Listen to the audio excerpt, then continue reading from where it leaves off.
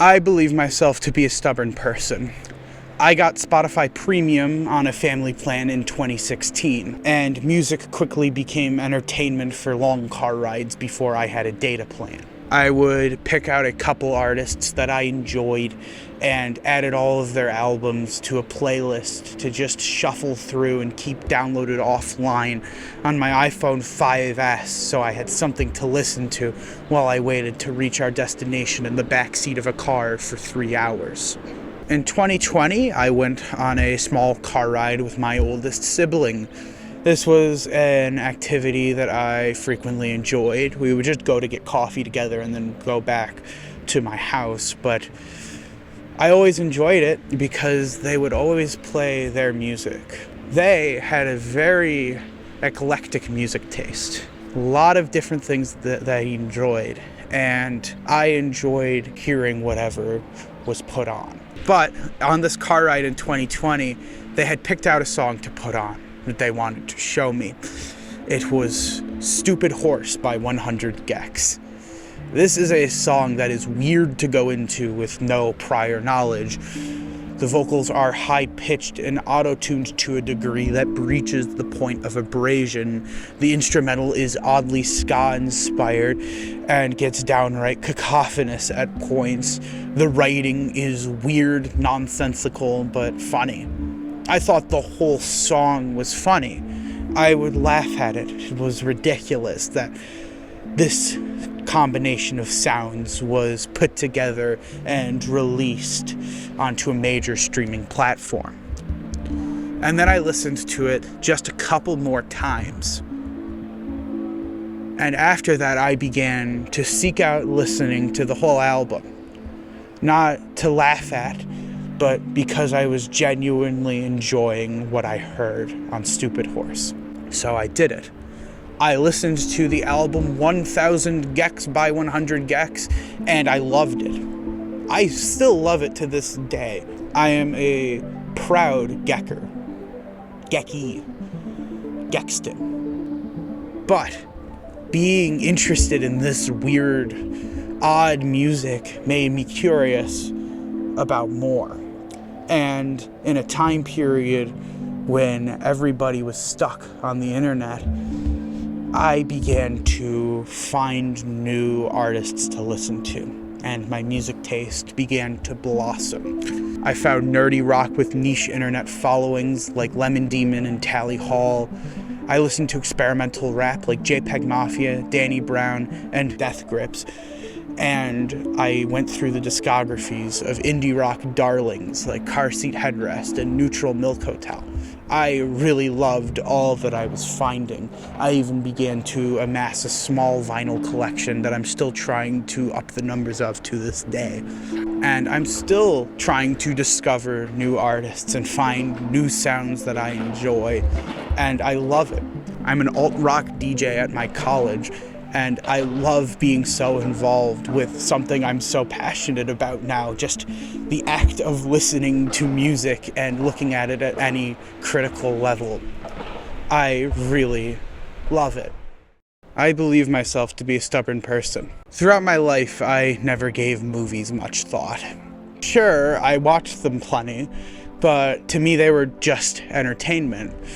A fun night at the theater, a night in with the family, rewatching a classic on DVD, or finding something new on Netflix. To me, these were all fun ways to pass the time, but never really all that much more. In 2022, though, I began to hear praise for a certain movie, and I really wanted to go out of my way to see it because I heard so much about the emotional impact of it. This movie being Everything Everywhere All at Once. I never got a chance to see it in theaters, unfortunately, but by luck, that same summer, I was traveling in the air to go to Disney World for a vacation, and it just so happened that one of the in-flight movies was Everything Everywhere All at Once. So, despite it being on my phone, I watched it. In fact, I had to even split it up because we had a layover. But I still watched it all the way through. And even though it was on my tiny phone screen, I adored the movie. And I've rewatched it since, and I hold the same stance firm. It is a phenomenal piece of filmmaking. The way it bends and mixes genres from action to sci-fi to drama to thriller to comedy in such short succession, and yet it still feels so coherent as a script. The writing feels emotional and poignant, describing the generational gaps that can be caused by immigration to the United States. It also touches on themes quite frequently of accepting others and loving yourself even for your own mundanities and flaws. To love the life that you have right now. It really spoke to me, and it made me want to seek out more movies that were artful, that impacted me. And one that I found became my favorite movie of all time, Synecdoche, New York.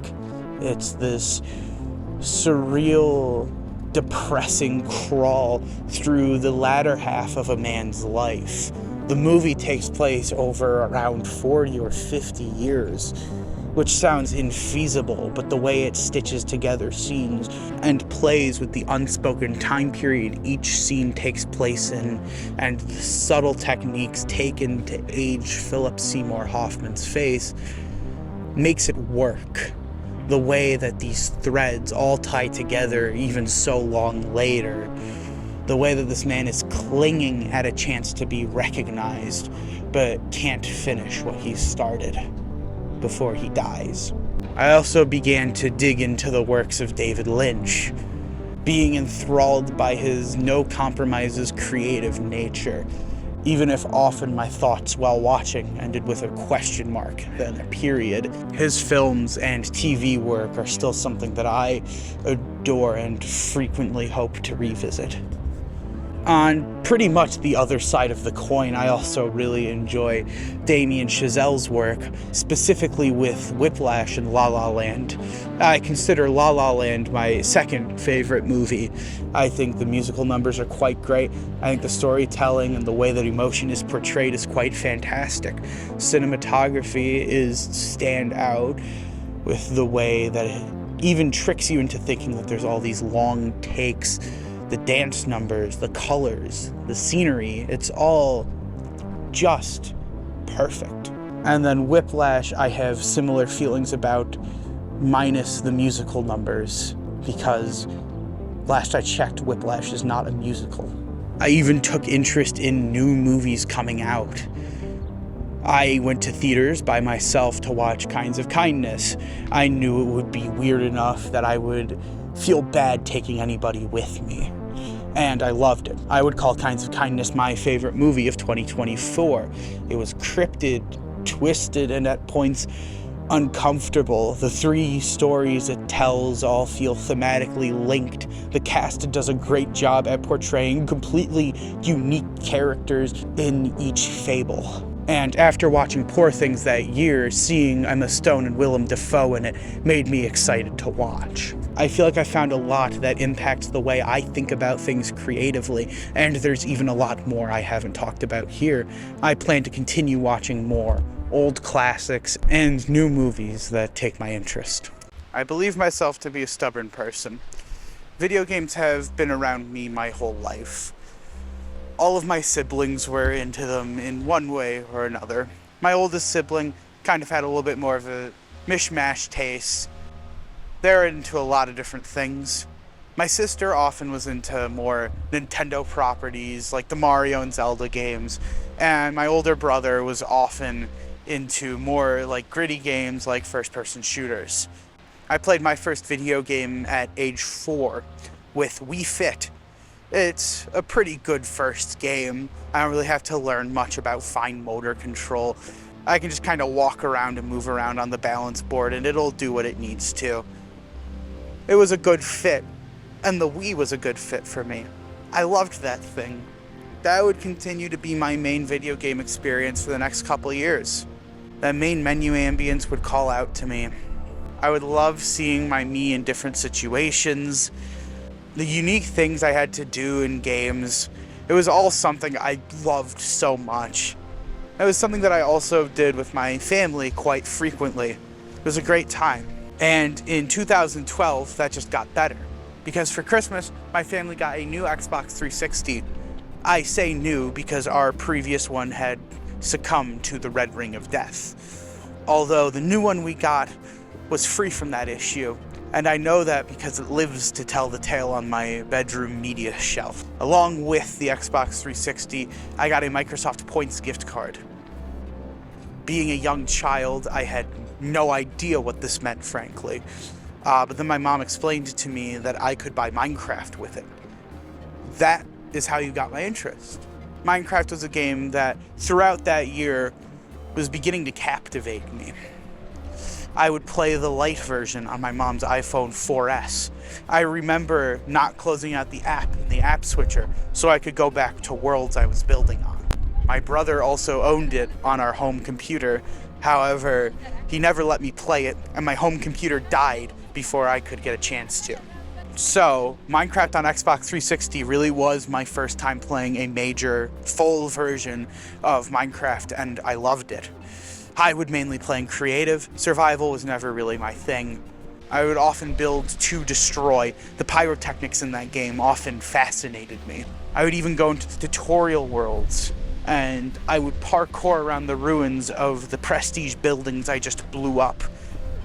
Things that I could never dream to recreate, and I still can't. Often Minecraft would also intersect with other interests of mine.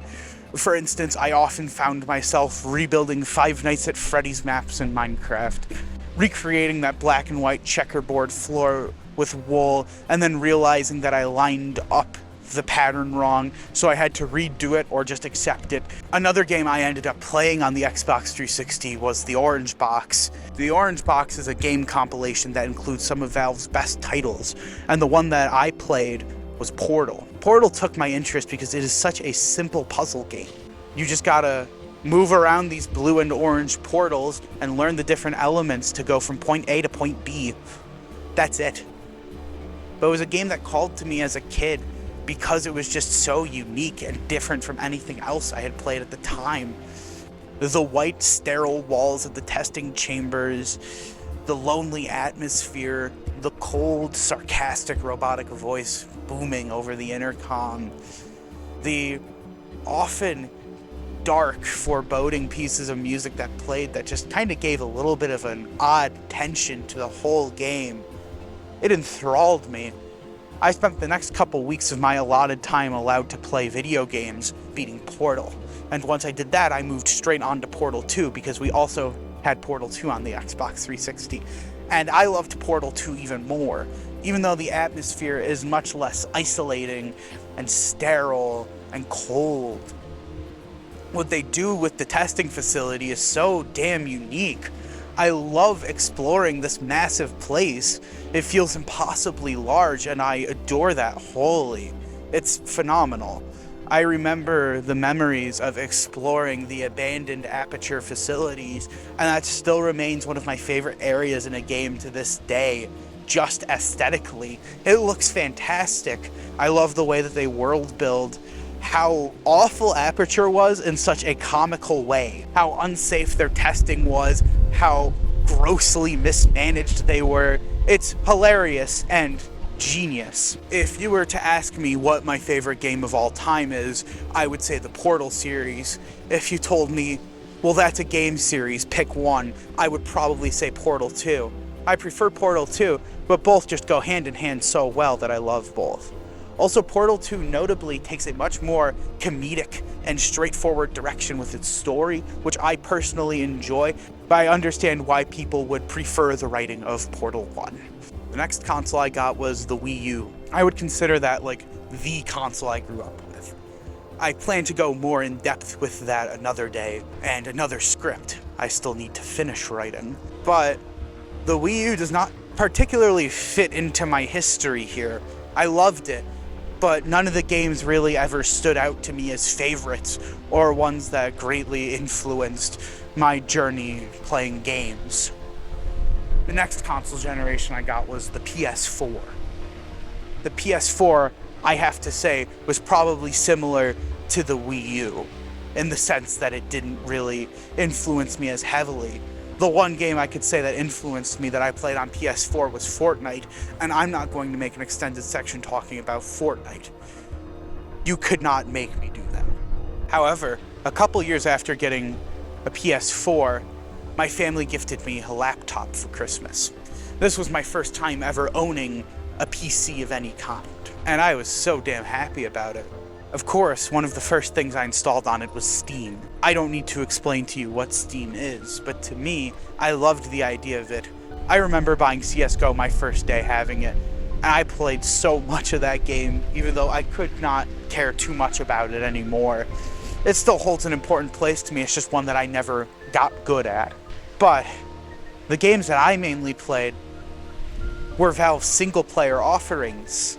Yeah, even though I had the orange box, I never particularly played Half-Life 2. I would remember scrolling past it to get to Portal, hearing "Welcome to City 17" every time I booted it up, but I would quickly scroll past it and then right to Portal. So playing these games, I quite loved them. Half-Life 2 is a phenomenal game, but I didn't need to tell you that, you already know. But it was just fun. The story that's being told, the way you interact with it, the mechanics, everything about it just works together so well. I really enjoyed it. I even went back and played Half-Life 1, which is probably one of the best aging games I have ever played. The graphics have not aged too well, but the gameplay still feels fantastic today. I feel like you could create an FPS today with these exact same movement physics and shooting, and if you package it in a good enough game like Half-Life, people would still love it. Of course, it's not just the gameplay. The storytelling is quite fantastic, but again, I don't really need to tell you that. The game is as notorious as it is for a reason. However, one game that I really took a specific interest in was Black Mesa, the fan-made remake of Half-Life. This was one that I loved. I remember doing the Purple Hat run, my very first playthrough, which I think might have been a mistake, but I did it, and I had fun, so I don't really care particularly. But man, I love how passionate that remake is. I love the improvements made. I love the graphics and the art style. I love the way that Zen was remade. I think everything about it is phenomenal. The original Half-Life is obviously still worth playing, and I would recommend to play it before Black Mesa, but Black Mesa is so incredibly worth it to go through. For the next while, I didn't particularly find anything new. I replayed those Valve games. I guess I played Postal 2 quite a bit. I played a lot of Minecraft with some online friends during a time period where I happened to have the free time to do that. And for the next couple years, that was about it. I stagnated.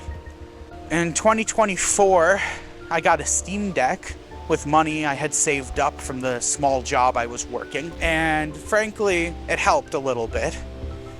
There were series that I had gotten more into that I previously took an interest in, such as Trackmania and Fallout, but once again, those are things that I had already owned and already played in the past, just played it more so after I got a Steam Deck. And then, in 2024, my birthday came around. Some friends wanted to get me games off of my Steam wish list, so I updated it. I was looking through the store page to find games to add to my wish list, and I found one that I had taken a little bit of a curiosity to. I was watching a video essay critiquing Yandere Simulator, and the video essayist Kappa Kaiju cited Outer Wilds as an example of how to motivate the player to do something, and the way he talked about it, it sounded very clever. And the game just sounded pretty good, so I added it to my Steam wish list. One of my friends who had played the game got it for me, and I started it, and I quite enjoyed it, but I ended up falling off of it a bit. But then once I moved in at school, that's when I really began to dig in.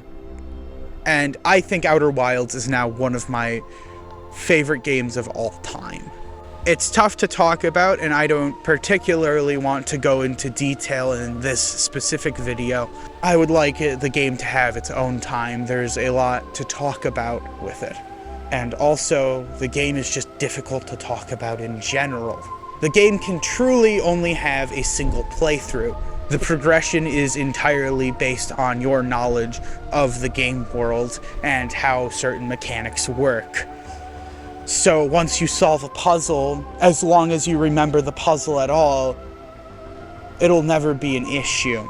And due to the nature of the ending, if I booted up the game now, I could complete the game in 10 minutes. But if somebody new was playing, it would take them over 10 hours.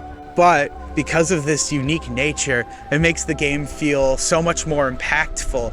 It doesn't feel like you're finding the start and end of something. It feels like you are really learning about the world and how it works and the stories that are found within each puzzle. And the story is probably the most impressive aspect of this game. It's not particularly complex, but it all is within the way it's told, the way certain emotional beats are found, the way certain situations are presented. It's fantastic. It's something that really needs to be experienced. And at that, it's just an awesome open world. Each planet feels so unique to explore and so fun to just comb through. You have the deep red twisting caverns of the Ember Tomb. You have the lush earth-like surface with the deep rocky mines of Timber Hearth. You have deep oceans with floating islands that get launched up into the air on Giant's Deep. It is an incredibly unique game that I would urge almost anybody who plays video games to try out. This game affected me a lot. The ending did a lot to me. I still think about the game frequently, multiple times a week even, and for good reason. The story has quite an impact if you are in the right headspace for it. And finding this, it inspired me to try out new games. I hadn't previously particularly enjoyed games that were so heavily focused on exploration and not much actual gameplay. And I thought, what experiences could I get from other games in genres that I maybe hadn't particularly enjoyed in the past? The first of these games I would like to list is Persona 5 Royal. I take a little bit of embarrassment in talking about this, but also it is such a universally praised game for a reason. The combat mechanics are fantastic. Previously, I had pretty much sworn off turn-based combat in the way that JRPGs do them, but after playing this, it felt so fluid and dynamic and so strategic that it makes me reconsider even playing JRPGs as a whole. I loved the slice of life social simulation stuff. I always thought that was super interesting. I thought the characters were very fun to engage with. I think the scenarios presented are just enjoyable to see. About 80% of the game is just dialogue. I loved that 80% of the game. I thought the story was quite great as well, constantly engaging, never particularly boring. I thought there were some parts that could have been better written, or characters that could have been better fleshed out, but overall, I enjoyed it front to back, and there was never a moment where I felt bogged down by what the story was trying to do. I think there are quite a few other issues I have with this game, particularly the way it portrays its characters, but that's for another day. This was a game that I had spent over 115 hours playing, and I loved the game so much, I think that length is genuinely deserved. Another game I've been trying out is Baldur's Gate 3. This one is incredibly different from the last, despite somewhat sharing a genre name, RPG. This falls more in line with tabletop role-playing games, which I would sure hope so for an officially licensed Dungeons & Dragons video game. But I just love it through and through, even though I barely have made any progress at all. The combat is fun and strategic and just interesting with how many options you have and the way movement works within it. The characters are amazing to interact with and learn about, and they're just so fun to have around and hear the various random dialogue they talk with each other. It's great fun. And also the story and dialogue is just incredibly well written. It feels like you have so many different options for how to handle different situations, and it's just great to feel like that when you're playing a role-playing game and you want to play a character and do things in a specific way. And another game I've been trying out recently is another RPG kind of, Elden Ring. I am currently, as of recording this, stuck on the Godric boss fight. I don't know if that will change by the time this video is uploaded, but I sure hope it does. Elden Ring is really difficult and is a game that is extremely out of my comfort zone. It's punishing, it's just sometimes a little bit cruel, it feels like, but I love it. It feels so satisfying when you finally beat a boss, when you finally make it past that one section, or just exploring the world feels fantastic. It's all so detailed, it's so beautiful, it's so ugly at points, but the good kind of ugly that feels thematic and apt to where you're exploring. But again, these are all games that are kind of outside of my comfort zone that I've found a real love for. And I'm excited to play even more games that I've never tried before. It feels great knowing that I've finally broken out of that Valve feedback loop, even though I still love those games with everything I have. I believe myself to be a stubborn person. It took me listening to even a somewhat experimental song to consider music more than just tracks to dump into a playlist-shaped bucket to listen to on long car rides. It took me watching a movie with such deep sincerity to make me consider movies more than just quick entertainment for a night or an afternoon. And it took me playing a game that was just a little bit outside of my comfort zone to even consider playing new games after many, many years. I wish I knew why I was like this. From what I can gather, I'm a creature of habit. I get comfortable, and I end up stagnating with my passions. I guess in my head I would rather do something I know I already like than risk doing something that I won't like. Even with the growth I've experienced in the past couple years, it feels like I've stagnated. I haven't had a new favorite music artist since 2022. I struggle to find the motivation to watch new movies, and even the new games I love feel like reflections of my siblings' past tastes. Deep down, it feels like an issue. It feels like a character flaw. It feels like something I need to fix. But is it really? I'm happy. I enjoy what I consume. I enjoy myself.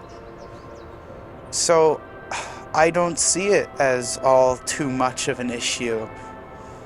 I love listening to Twin Fantasy Face to Face by Car Seat Headrest on my vinyl copy over and over again.